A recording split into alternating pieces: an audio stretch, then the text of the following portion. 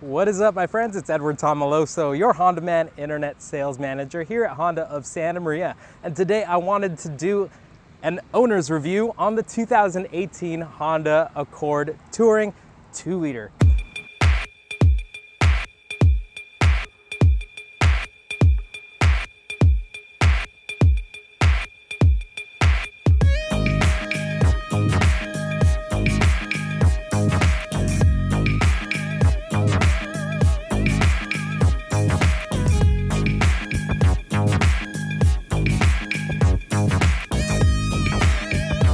The reason I did air quotations on the owner part is I'm not the actual owner of this car. This is a demo, and I have been driving it for just under 3,000 miles, so I have had some really good experience behind the wheel of this beautiful vehicle.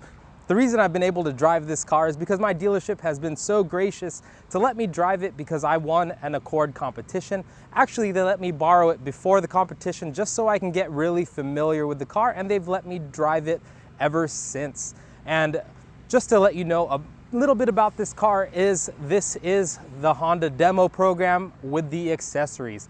Honda did allow each dealership to have a discount on the accessories so that they can load it up onto a brand new Accord. My dealership decided to do it on a Touring 2.0, and it looks really good. It's got the black alloy wheels, it's got the blacked out grille, it's got the rear spoiler as well as the side sill with the puddle lights, even a few things on the interior like the charger ports for the rear seats. So that's really awesome.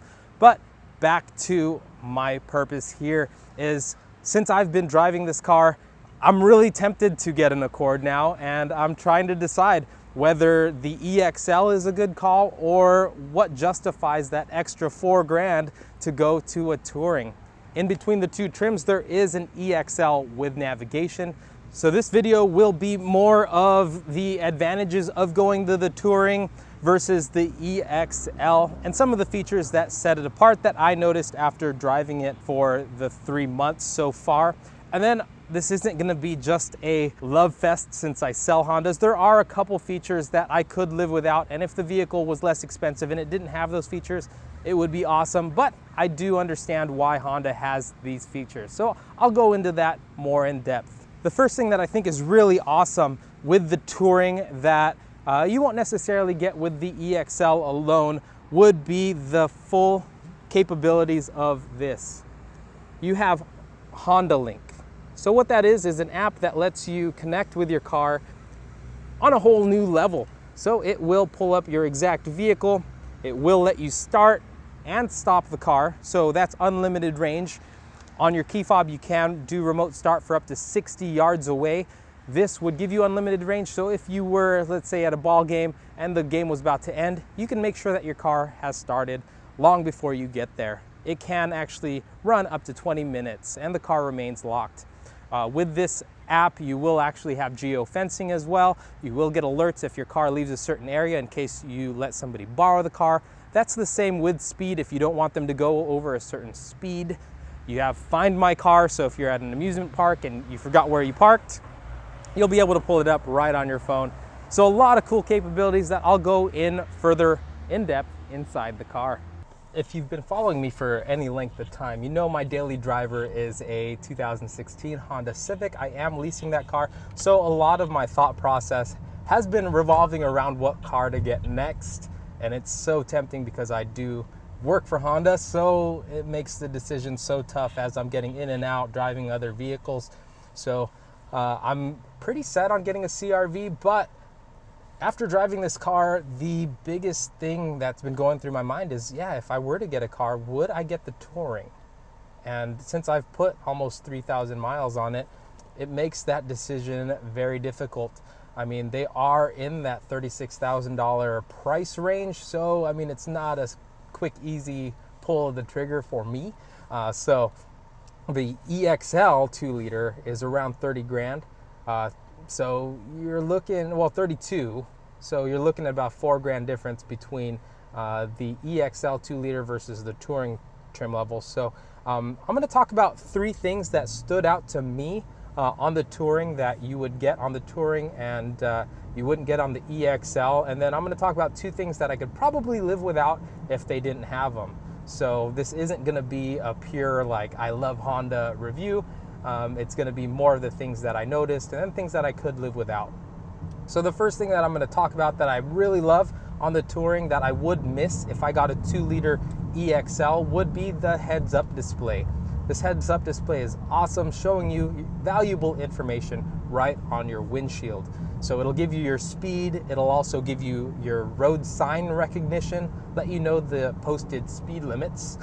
It'll also give you your navigation as well as your whole safety suite of tools known as Honda Sensing. So you'll have that all right in your line of sight. Again, you would not have that if you opted for an EXL on any of the engine trims. Speaking of engine trims, you get the 1.5 liter versus the 2 liter. So that's one decision you have to make.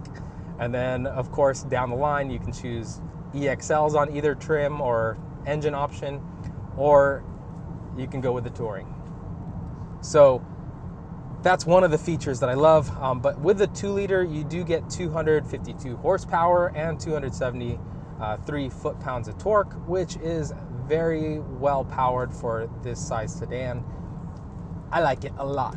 So going back to the features, another feature that I really like on the Accord Tourings that you won't get on the EXL would be the cooled seats or ventilated seats. Not really cooled, but that does come in handy. This is the platinum white exterior. You do get the black interior, so the seats can get hot. So having that ventilated function is very, very helpful.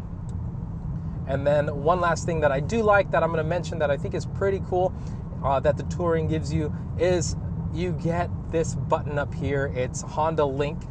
I mentioned Hondalink earlier, but what Hondalink will allow you to do with this button is it'll allow for Concierge Service. So what's really nice about that is people are on call for you, which is very special. And they're actually based in the United States, so there's no language barrier. It's not outsourced. And they're very, very pleasant people. And what they can do is they can book appointments for you. They can book hotels. They can tell you anything that's going on in the area. So that's something that's really nice that you wouldn't get on the EXL trim levels. And then now going to the things that I can live without, and if the car were less expensive, if it didn't have it, I would still really like it. The first one I'm going to mention is the NFC function. So on the dash, you're going to notice an N.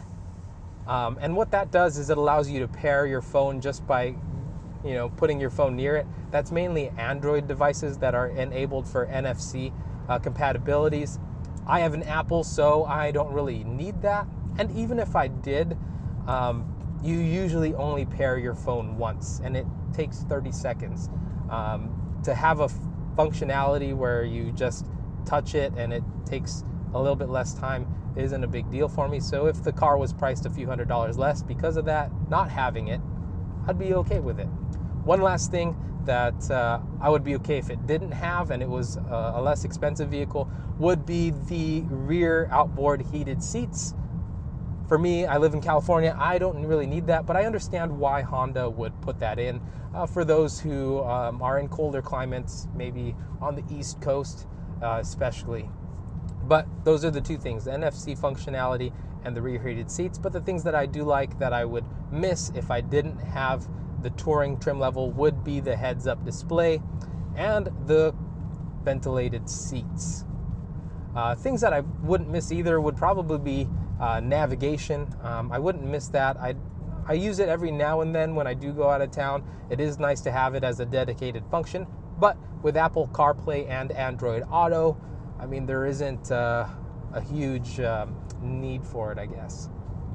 Whether you go for the EXL or the Touring 2.0 engine, you'll get the 10-speed transmission, which is really nice.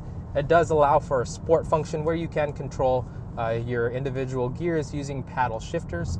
If you just tapped up or down on the paddle shifters without hitting the sport button, the car will just return to normal drive after you hit the paddle shifters. If I had to boil it down, I would just say it's a super solid car with a ton of features that I use on a daily basis and that I really enjoy. On the exterior, I really appreciate just the looks of this car. It's definitely complete, especially with the appearance package, the wheels, the spoiler.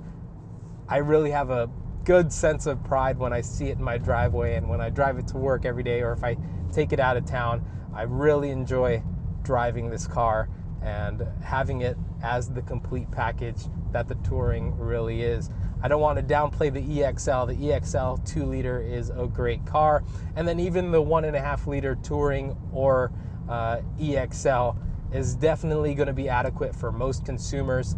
I think that the Touring model just gives you that extra, basically, with the heads-up display, the rear heated seats, the ventilated seats, full compatibility with the Hondalink system. I mean, man, this definitely makes the decision hard, but I'm still probably gonna go with the CR-V. Honda just has so many great options right now. I mean, if I had the means, I'd definitely get an Accord, a Civic, a CR-V, and a Pilot, but I gotta decide. So leave your comments below on what you think I should get, but hopefully this does help you if you are in the market for a new Accord and you're trying to decide which trim level and which features are important to you and would fit your budget comfortably. So overall, I really, really love this car. Thank you so much for watching. Again, I hope this video helps you if you are in my same shoes and you're thinking about whether you should go with the 1.5-liter or the 2-liter EXL or the Touring. That's why I make these videos, to make shopping a little easier on you and kind of to show you things that you might not have thought about. So if you found this content helpful at all, definitely subscribe. I do put out more content. We have a lot coming down the pike in terms of the new Insight coming out, the refreshes on the new Honda models. Definitely stay tuned. And if you haven't subscribed yet, definitely subscribe and click the notification bell so that you see the videos as they come out first. Once again, hopefully this helps. I'll catch you guys later. Bye for now.